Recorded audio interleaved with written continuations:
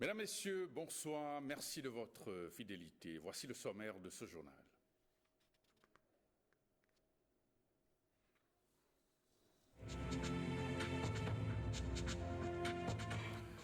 Tous les malentendus dissipés avec la communauté musulmane, la séance de travail entre le chef de l'État et les dignitaires de l'islam a abouti à une sortie de crise. Patrice Talon insiste sur la préservation de la paix. Elle prend de l'ampleur, la maladie du cancer. On en parle aujourd'hui à l'occasion de la journée mondiale consacrée à cette maladie. Dans ce journal, vous suivrez la sensibilisation à l'ORTB. Et puis, réactivation de l'usine MCI de Niki pour le grainage du coton. Une séance de travail s'est tenue entre les acteurs de l'or blanc à Niki et les cadres natifs de la localité.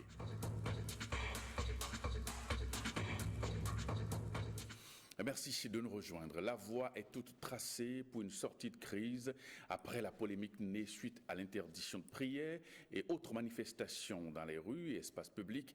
C'est du moins ce qui ressort de la séance de travail qui a réuni autour du chef de l'État ce samedi les imams et divers cadres de la communauté islamique du Bénin. L'idée d'une solution consensuelle a sanctionné l'issue de cette rencontre qui a permis de dissiper les malentendus. On écoute le porte-parole du comité d'apaisement, l'imam Ibrahim Ousmane, qui présentait les doléances de la communauté musulmane à l'ouverture de la réunion.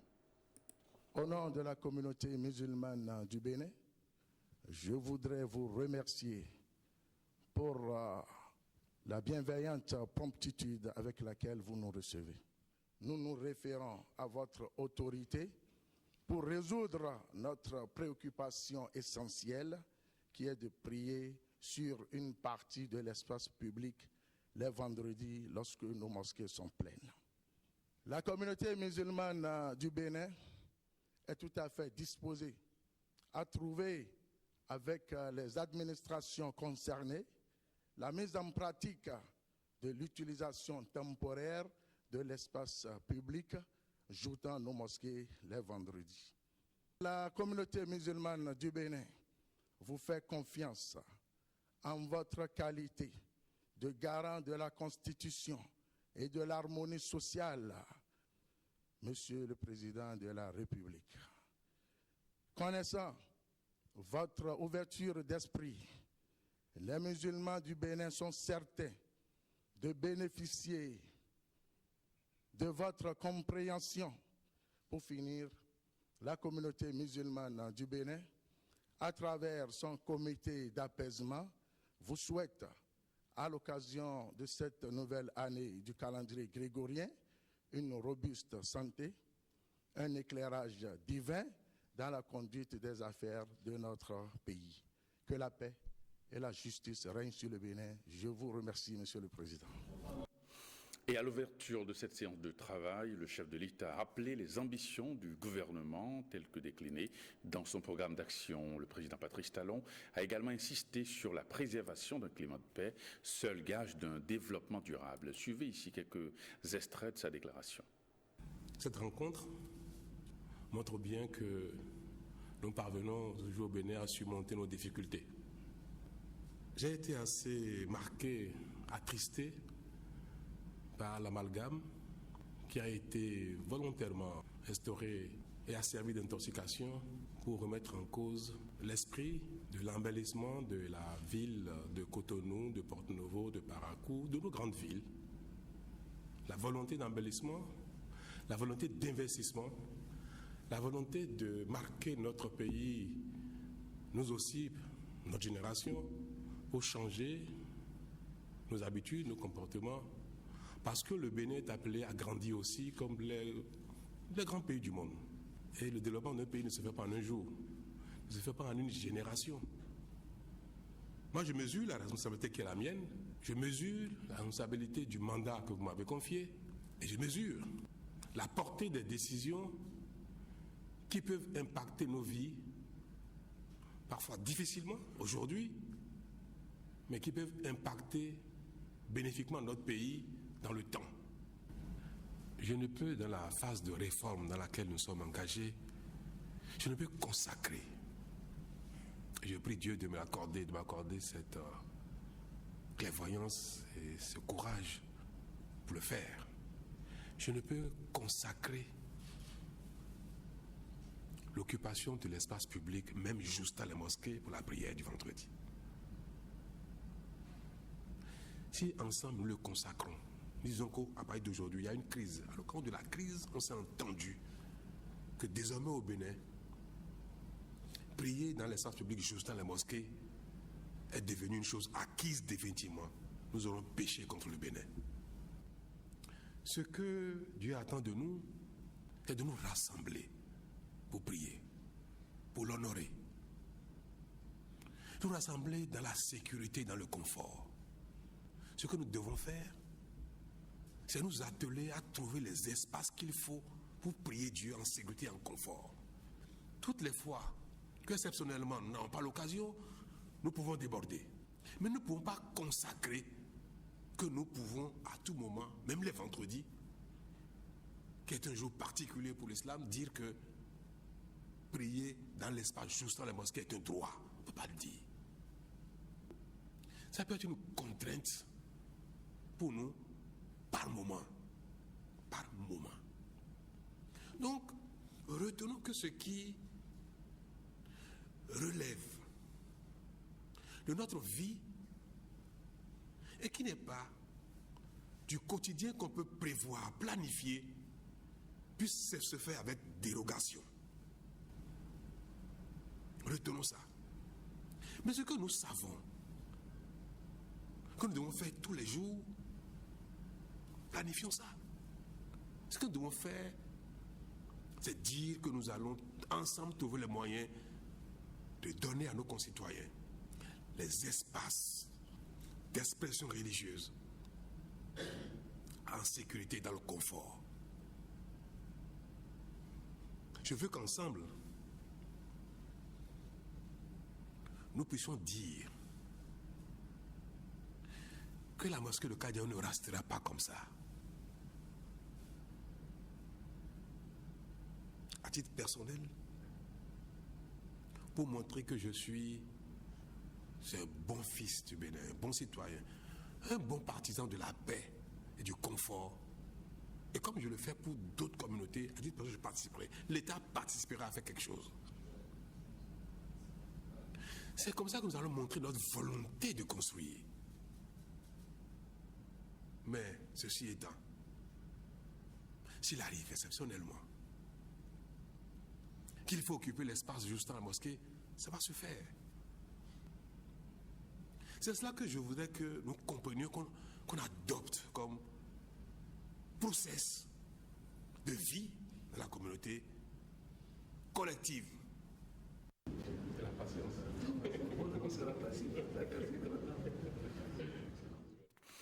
Alors, au sortir de la séance de travail avec le chef de l'État, le président du comité d'apaisement, le docteur Abdou Rahman Salam, donne ici son appréciation au micro de Renaud Akabou.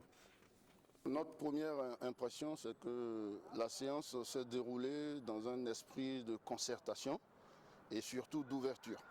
Il a compris notre message, nous l'avons écouté également. Nous avons compris sa volonté de développer le pays, d'assainir le pays. On va trouver un accord très rapidement avec les ministres concernés et les administrations déclinées concernées.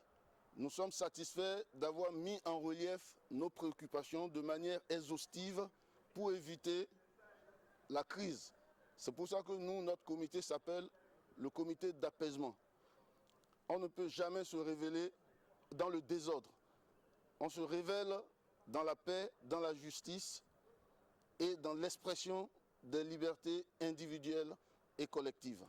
Oui, le message que j'adresse à travers le comité et l'ensemble des membres de la communauté ici présente est un message évidemment de paix. Il faut que les musulmans comprennent que nous sommes dans une phase de discussion franche et sincère avec l'exécutif et que dans cette phase de discussion, tout le monde doit garder son calme. Le Bénin allume la flamme du dialogue interreligieux par le modèle suisse. C'est à l'occasion d'une rencontre internationale sur la question initiée par la Fondation Espace Afrique Sievra. Les partages d'expériences ont eu lieu ce samedi à Glo, JB. Plus de détails avec Ramatou Lavani et Jérôme Mouba. Cette rencontre internationale du dialogue interreligieux a le mérite de réunir près de 500 acteurs du monde religieux, toute obédience confondue. Je me réjouis de voir que nous avons réussi à réunir ici des acteurs différents de la chose religieuse. C'est une tentative d'une nouvelle alliance entre les principaux opérateurs de la vie religieuse. De toutes ces forces en présence doit résulter un nouvel élan pour le vivre ensemble. C'est une initiative de la Fondation Espace Afrique en collaboration avec la Conférence des évêques suisses et la Conférence épiscopale du Bénin. Les religieux vont axer leur réflexion autour du thème « Le vivre ensemble entre adhérents de différentes communautés religieuses au Bénin et en Suisse. Rencontrer l'autre dans sa différence, défis, risques et chances ». Il ne peut y avoir de guerre entre les religions du Bénin. Nous ne pouvons pas nous battre alors que nous confessons l'unique Dieu. Nos divergences ne peuvent servir de prétexte à des dérapages. Nous avons à faire connaissance pour pouvoir construire ensemble, pour ne pas rester dans des ghettos et des communautarismes, pour ne pas rester dans des préjugés et des idées toutes faites. Et je crois que cette démocratie participative que nous avons dans notre pays oblige d'aller par étapes, de se concerter, de s'attendre mutuellement jusqu'à ce qu'une décision soit mûre. En ouvrant officiellement les travaux, le garde des Sceaux, représentant le chef de l'État, a situé l'événement dans son contexte réel. Sans le dialogue interreligieux, il semble bien que le monde ne survivra guère. Et c'est pour cela que le président de la République voudrait encourager les organisateurs de cette rencontre scientifique, féliciter ceux qui sont venus de loin et attendent des résultats, des contributions dans le sens du renforcement et de la pérennisation de ce dialogue.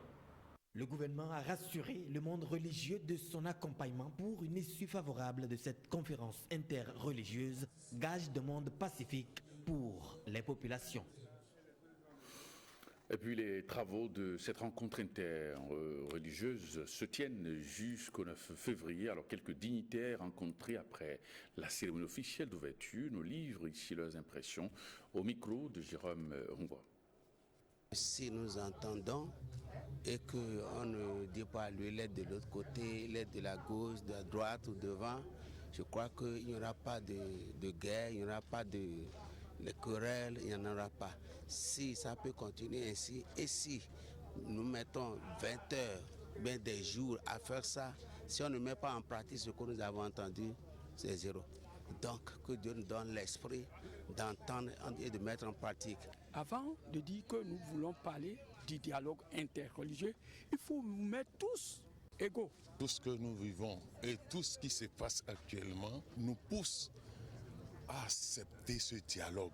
Aux filles et aux fils du Bénin, qu'ils s'entendent, qu'ils s'acceptent. Et sur un autre plan maintenant, la délégation conduite par la ministre des Affaires étrangères du Rwanda a achevé cet après-midi sa visite de travail au Bénin. Louise Mushikiwabo et sa délégation sont repartis de Cotonou sur une note de satisfaction au thème d'un séjour marqué par une série d'activités. Le compte-rendu est signé Renaud Capo. Les 48 heures ont produit ce que normalement on peut produire en une semaine. Voilà, c'était une très très bonne visite. C'est avec le sentiment d'une mission réussie que la chef de la diplomatie rwandaise est repartie de Cotonou. Avant de mettre un terme à sa visite de travail qui a duré 3 jours, Louise Mushikiwabo et sa délégation ont passé en revue la feuille de route définie de commun accord par le Bénin et le Rwanda.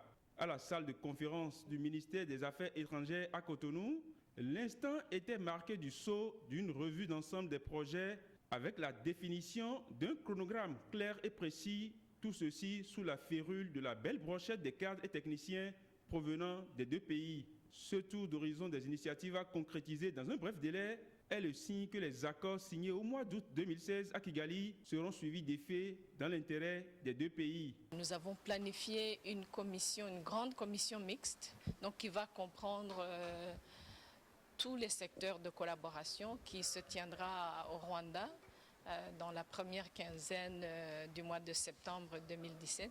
Donc entre maintenant et le mois de septembre, nous avons une liste d'activités, d'actions bien précises. Nous avons aussi décidé de commencer à échanger des cadres dans différents domaines qui ont fait l'objet de nos discussions hier. Je dois dire très sincèrement que tout ce qu'on fait, c'est d'essayer de rapprocher nos pays, de montrer que la collaboration sud-sud marche. Nous sommes convaincus, nous sommes très convaincus qu'en joignant nos efforts, nous sommes capables d'offrir des conditions meilleures à nos citoyens. Aussi bien par les secteurs ciblés que par la volonté manifeste exprimée par les chefs d'État des deux pays, la coopération entre le Bénin et le Rwanda semble poser les jalons d'un partenariat dynamique axé sur la lutte contre la pauvreté. Dès demain déjà, il y a une première mission du Bénin qui se rend là-bas, et la semaine prochaine, vous avez 3 missions sur des aspects sectoriels très précis. Ce que je retiens, c'est que lorsque vous avez des amis, des frères qui sont des premiers de la classe et que vous associez à eux, cela vous stimule. Le président Kagame est connu comme un grand réformateur, tout le monde en parle, et ce que nous essayons de faire, c'est de faire en sorte que le Bénin puisse apprendre cette expérience. Et le président Patrice Talon est connu comme quelqu'un qui veut opérer des changements dans l'intérêt de cette population, des changements qui sont aussi radicaux, mais qui au début sont peut-être difficiles, mais qui à la fin vont permettre à notre population d'avoir un pays où il fait bon vivre. Avant de parachever l'étape finale de son séjour à Cotonou, Louise Mushikiwabo et sa délégation n'ont pu se soustraire au flash des appareils photos, scellés dans une ambiance mue par un élan de fraternité. Santé à présent, selon les chiffres officiels, environ 2004 cancers sont détectés au Bénin par an. Alors si le cancer du sein bat le record, il ne faut pas perdre de vue les cancers du col de l'utérus, de la prostate, du colorectal, du foie, le cancer gastrique et celui de l'œsophage. Ce 4 février, journée mondiale du cancer, la question de la prise en charge a préoccupé Jean-Claude James. Il a tendu son micro au professeur d'anatomie, pathologie, au micro de Jean-Claude James. Chirurgien oncologue, après avoir enlevé la source que constitue cette tumeur, cette masse, on ne peut pas laisser le malade pour dire bon, on vous a opéré, c'est bon. Non, il faut voir s'il n'y a pas d'autre d'impact. Ça veut dire que la masse est constituée par des cellules en fait. Ces cellules se divisent, font des petits rapidement. C'est ça, le cancer, c'est ça qui fait la gravité du cancer d'ailleurs. Cette division rapide qui fait que les cellules des fois peuvent sortir du lot et commencer à circuler en dehors de la masse par la voie des vaisseaux sanguins. Et ils peuvent aller sortir pour aller se loger ailleurs. Par exemple, dans le poumon, dans le foie, dans le cerveau, même dans les os, n'importe où. Et former encore une masse, donc masse secondaire. Et cette masse secondaire-là, on les appelle les métastases. Donc quand on enlève la masse, on ne sait pas le bilan, ce qui se passe dans le corps. C'est pour ça qu'il faut ajouter un autre traitement qu'on appelle la chimiothérapie. Il faut envoyer des produits chimiques maintenant. Que la personne, on met ça dans le sang partout, ça circule partout pour détruire ces sources-là qui peuvent être en train de naître ou se nicher quelque part. Après ce stade, on peut encore localiser la partie où on a enlevé la tumeur. On peut encore bombarder ça par des rayons, ce qu'on appelle la radiothérapie pour éradiquer complètement. Voilà les 3 temps, la prise en charge des 3 temps. Moi seule, femme que je suis, il faut que je prenne l'habitude de palper mes seins. Je fais déjà quelque chose. Ensemble maintenant, toutes les personnes qui s'occupent du cancer, c'est ça. Nous pouvons tous faire quelque chose pour faire reculer le cancer. Eh bien, en prélude à cette journée, donc, la direction régionale de l'ORTB Parakou a initié une séance de sensibilisation et de dépistage du cancer du sein, le plus fréquent des cancers chez la femme. Alors une initiative de la direction en collaboration avec l'Amicale des femmes pour mieux informer les agents, notamment les femmes, sur le mal qu'est le cancer des seins. Plus de précisions avec Alessis Sassoba et Fallon Kissezono. 1,7 million de nouveaux cas du cancer du sein par jour dans le monde et plus de 500 000 décès par an. Des statistiques alarmantes dues à l'absence du dépistage précoce. Au Bénin, le cancer du sein représente 32,5% des cancers chez la femme. C'est donc pour pallier le mal que la direction régionale de Parakou a initié la dite séance dont l'objectif est de sensibiliser et mieux informer ces hommes et femmes des médias appelés à sensibiliser l'opinion publique. Depuis quelque temps, au plan mondial, il y a cette campagne de lutte contre le cancer de sein. Nous nous sommes dit qu'il fallait entrer dans cette mouvance aussi, puisque nous sommes femmes exposées. Et ensuite, nous sommes femmes de médias, ça nous expose encore plus, en ce sens que nous sommes amenés, de par notre métier, à sensibiliser les autres. C'est notre mission, c'est notre devoir. Au cours donc de la séance, une communication a été faite par le docteur Salifou Kabibou, médecin gynécologue au CHUD Borgo. État des lieux, facteurs de risque et méthodes de prévention. Rien n'a été oublié par le docteur. Il y a plusieurs facteurs de risque. Il y a d'abord la nulliparité, celle qui n'a jamais eu d'enfant, la première grossesse après 35 ans, et le haut niveau socio-économique. Les femmes même doivent pouvoir s'auto-palper les seins. Une initiative appréciée par les femmes de la direction régionale. J'ai apprécié l'initiative. Au terme de la communication, une séance de palpation et de dépistage a été faite pour toutes les femmes de l'office. Alors vous êtes femme, palpez souvent vos seins pour voir s'il n'y a pas de petites boules. C'est la meilleure façon de dépister précocement le cancer de sein. Eh bien, le cancer de sein fait de plus en plus de ravages chez les femmes. Cancer, une maladie au féminin, c'est un magazine réalisé par Héloïse Winato et Edmond Houba. Mais quel a été le motif de ta consultation? Une boule dans les seins. Une boule dans les seins. Ce sein apparemment normal est en réalité malade. Le motif de sa consultation est très juste. Et effectivement, j'ai eu la petite boule. Nous supposons que c'est une boule quand même bénigne. Un nodule bénin au niveau du mamelon, certes, mais seule l'échographie mammaire pourra permettre à l'oncologue d'apprécier la gravité. Le nodule du sein, c'est le premier signe du cancer du sein. Et au début, le nodule là n'est pas cancer. Quand le nodule devient douloureux, ça veut dire que c'est déjà le cancer. S'il y a des ganglions ici, en région susclaviculaire, à la base du cou, c'est déjà tard. Si vous commencez à tousser, c'est que le cancer du sein est déjà rentré dans le poumon. Si vous arrivez à avoir des yeux jaunes, c'est que le cancer du sein est rentré dans le foie déjà. Comme cette jeune fille de 20 ans, des milliers de femmes en souffrent et peut-être sont-elles des malades qui s'ignorent. Le cancer du sein, maladie virulente, est la deuxième cause de décès par cancer chez la femme au Bénin. C'est une maladie grave qui tue la femme africaine. Tout simplement parce que le diagnostic est fait très tardivement, à un moment où plus aucun traitement ne peut amener la guérison. Et nous assistons à la mort de nos femmes. Même quand l'État prend sur lui la responsabilité de les évacuer, c'est des évacuations qui se font à grands frais pour des résultats inutiles. Selon les spécialistes, il y a des facteurs qui favorisent la formation de la masse cancéreuse. 1. L'âge des premières règles. Si les règles sont trop précoces, c'est pas bon. Si les règles arrivent tard, c'est pas bon. Il y a des femmes qui ont des règles, leurs premières règles très tôt, à 9 ans déjà, elles sont précoces. Il y a des femmes qui, à 17 ans, 18 ans, elles n'ont pas encore leurs premières règles. C'est à 19 ans, 20 ans. C'est tard. L'âge de la ménopause au Bénin, c'est entre 45 et 50 ans. Mais il y a des femmes qui, à 55 ans, elles règlent encore. C'est pas bon. Le deuxième facteur, c'est l'âge du premier accouchement. première grossesse, 18 ans, 19 ans, 20 ans. Mais à 25 ans, c'est trop tard. Si vous avez une mère qui a eu un cancer du sein, vous avez 50% de chance de faire un cancer du sein. C'est héréditaire. Autre facteur de risque, l'allaitement maternel. Les femmes qui n'allaitent pas leurs enfants ont un facteur de risque de développer le cancer.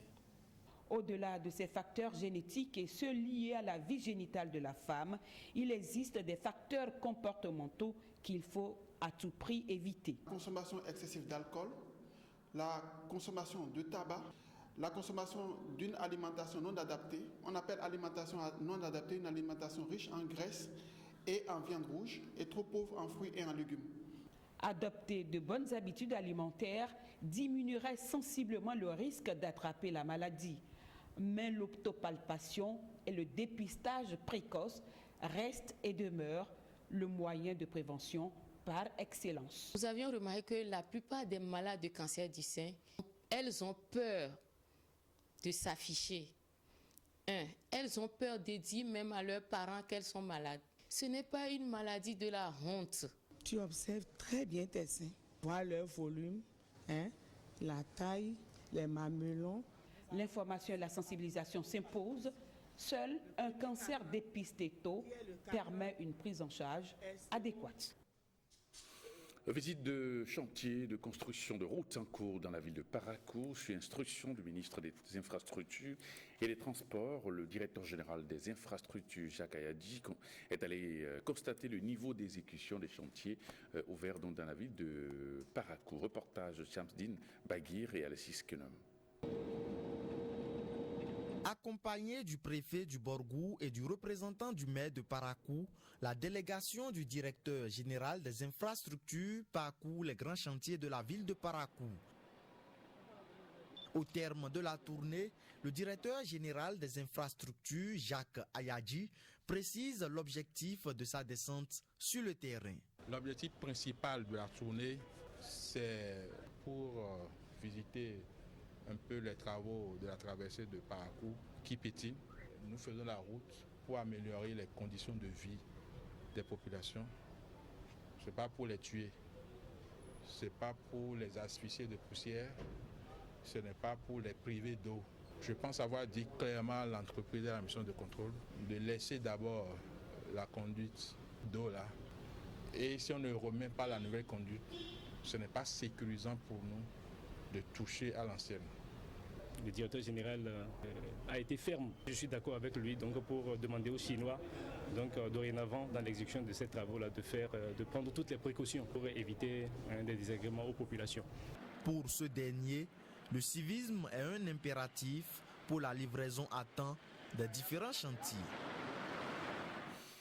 Précédemment annoncé pour être payé en décembre 2016, c'est finalement le mercredi dernier que les sinistrés des voies de traversée de contournement entrent en possession de leurs frais de dédommagement. La salle de conférence de la mairie de Parakou a abrité la cérémonie qui a consacré la remise de chèques aux 17 sinistrés en présence du directeur général des infrastructures, Jacques Ayadji, Chamsdine Baguiri et Alexis Kenom pour le reportage.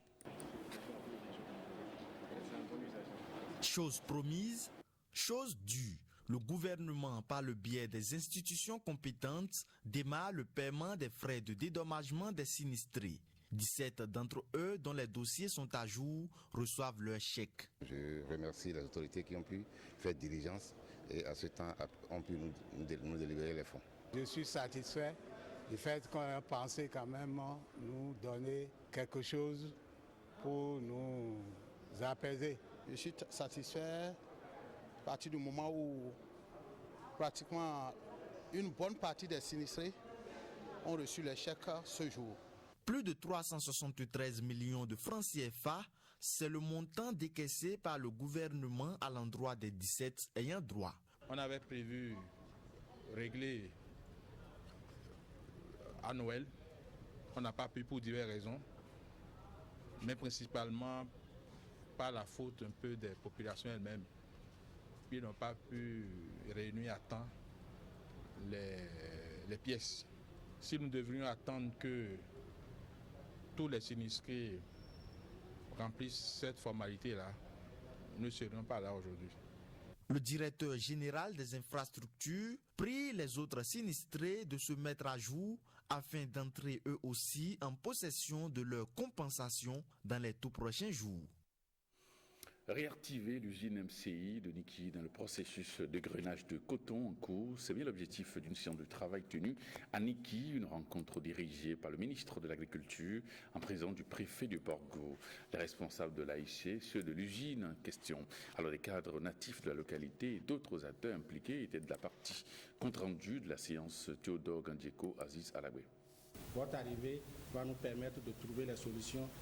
Le blocus que connaît l'usine Marlands Cotton Industry, MCI à Niki, perturbe le processus d'égrenage du coton. De plus, c'est un manque à gagner selon les collectivités locales et les populations qui, de façon saisonnière, y tirent des revenus. En tant que président des transporteurs, vraiment nous voyons que cette situation elle est catastrophique. Si l'usine ne travaille pas, nous avons fait des prêts pour assurer nos véhicules. Nous tous nous allons perdre parce que le coton sera mouillé. Et le coton qui sort, la dette sera jusqu'au cou. Nous demandons humblement au ministre de l'Agriculture et à toutes les personnes ressources ici présentes d'accepter humblement d'être notre porte-parole auprès de l'exécutif afin qu'une solution puisse être trouvée et que nous puissions commencer les grenades dans les prochains jours.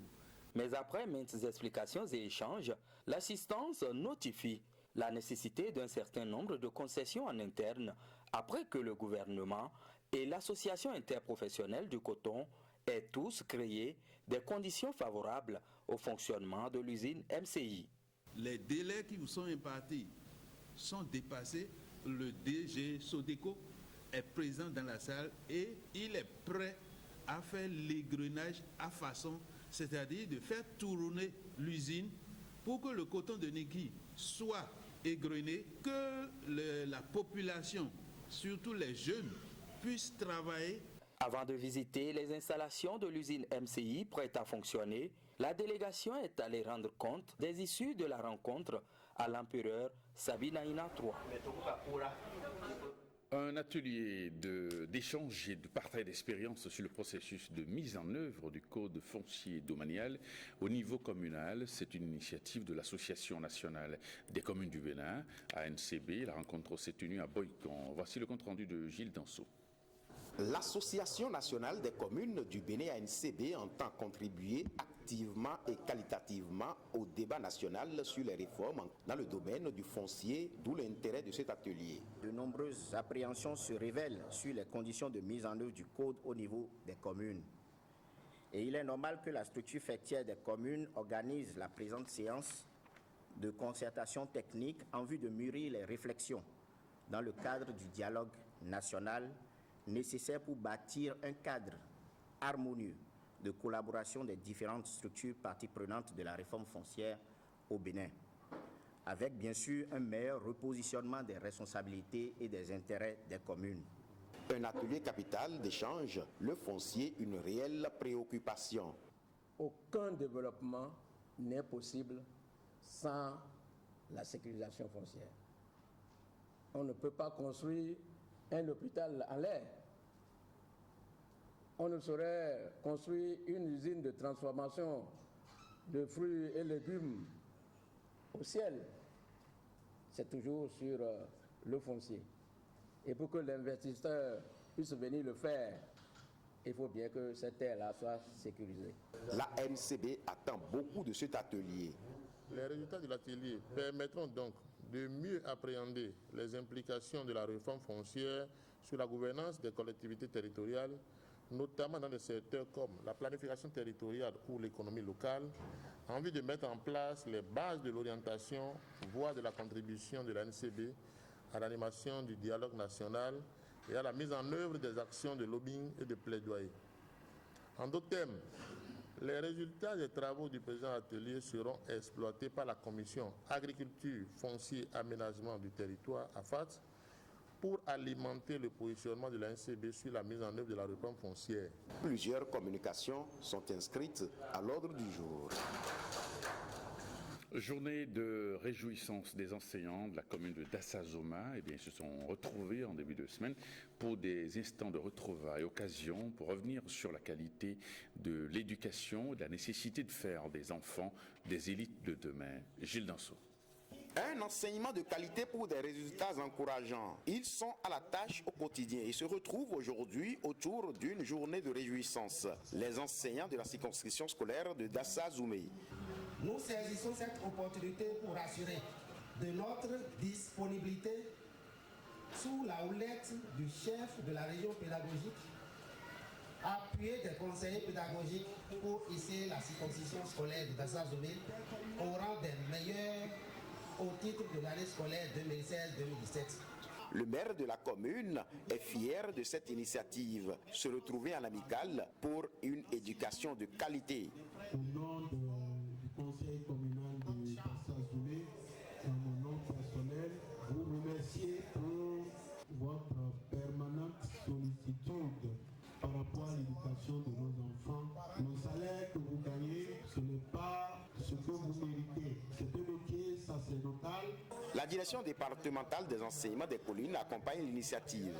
Les grands penseurs écrits avant nous, depuis des siècles, que le secteur de l'éducation, tant que l'éducation ne se porte pas bien, les différents autres secteurs ne vont pas se porter bien. Mandela l'a dit par exemple que pour reculer les milieux de la pauvreté, on doit s'occuper de l'éducation. Et quand on parle de l'éducation, les premiers acteurs, je crois que c'est les enseignants.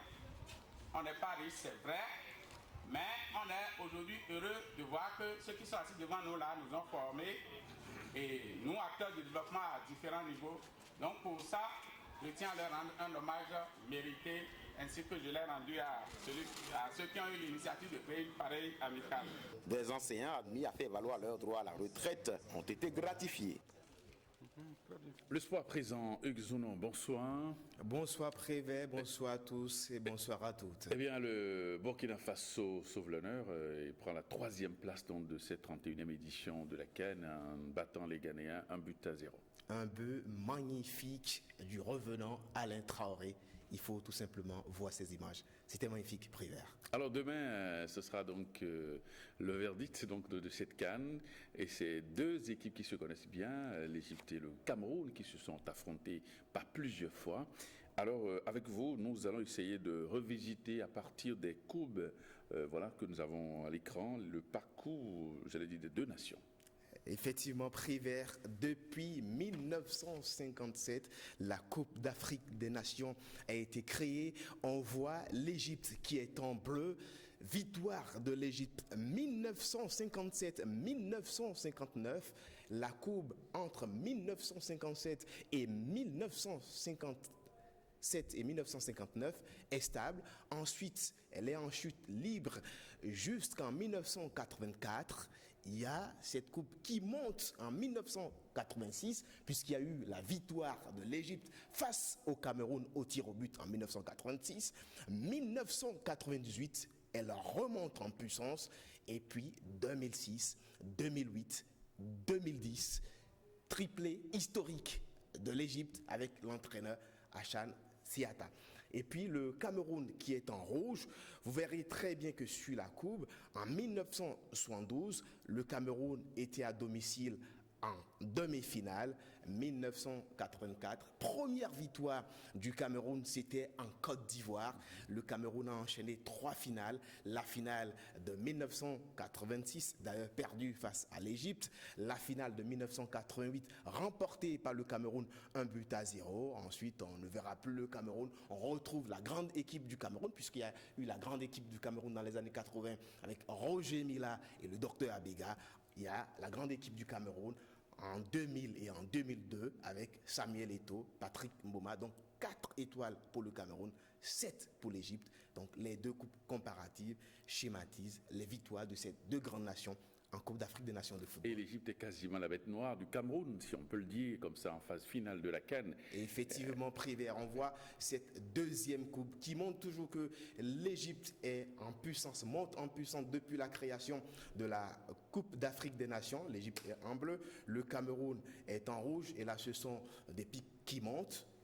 c'est presque les mêmes coûts, mais plus simple pour les enfants qui sont à l'école primaire. Donc, vous aviez rappelé tout à l'heure, les 2 défaites du Cameroun, c'est face à l'Égypte, 1986, et puis en 2008. Donc demain, on verra si les Camerounais vont réussir à changer le cours de l'histoire. Votre pronostic pour demain? Difficile de faire un pronostic privé tout simplement parce qu'on a vu une équipe du Cameroun, autant pour moi, qui est arrivée dans la compétition un peu timorée. L'Égypte très organisée. Demain, ce sera un match très physique, une équipe du Cameroun très physique et imprévisible face à une équipe du Cameroun qui a un entraîneur qu'on appelle le professeur Hector Cooper. Et si le Cameroun réussissait à devenir ce Portugal de l'Euro Pourquoi pas, sait-on jamais, mais une certitude, c'est que Égypte plus Cameroun, on va avoir un chiffre 12. Ces 2 nations ont remporté plus du tiers de la Coupe d'Afrique des Nations, sur les 31 éditions bien évidemment. Et puis on remarque bien sur la Coupe, une dernière précision, Mauritanie, Gambie, des nations qui n'ont jamais participé à une Coupe d'Afrique des Nations. On va faire la théorie du kilomètre avec notre nation de Bénin. Merci. Pas encore de victoire en phase finale de Coupe d'Afrique des Nations. La meilleure prestation remonte en 2010. Merci Hugues Souzenon, merci infiniment. Amis téléspectateurs, c'est la fin de ce journal. Merci pour votre fidélité et bonne soirée chez vous.